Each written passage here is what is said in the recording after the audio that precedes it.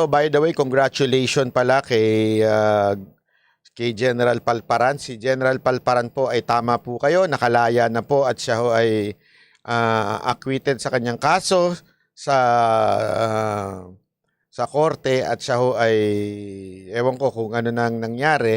Actually, sinusubukan natin through other friends na makontak si General Palparan para ma-interview kung ano ho ba ang siste doon sa. Kasi dati na ano namin yan, na-interview namin ni Mocha.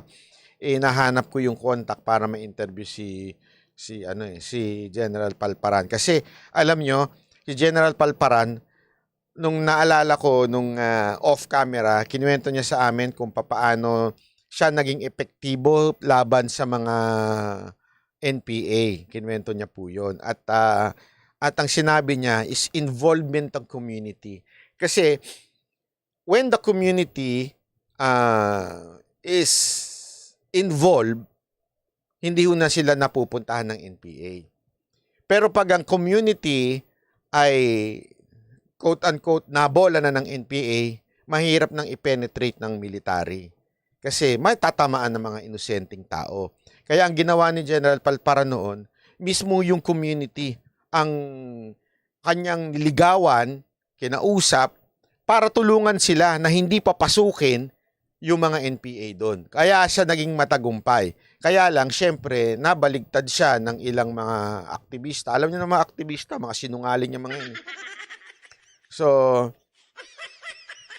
tama, sabi naman ito isa. Pero acquitted niya pero ang tagal niyang pinagdusahan. Pero at least, alam niyo, naintindihan ko yun, napakatagal nga naman ng kanyang pinagdusahan. Pero kahit papaano, malaking pasasalamat na rin po.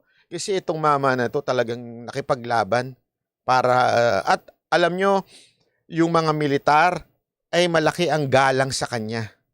Malaki ang galang, respeto sa tao na ito dahil alam nilang magaling na tao to at talagang kakaiba itong tao to, masipag na tao to. Kaya that's really a good news. I hope, General Palparan, if you are watching or some of your friends are watching, I hope ma-interview ko po kayo at mapag-usapan lang natin ng bahagya ang inyong buhay, kung paano po yung nangyari noon at mas malalim pa nating mapag-usapan.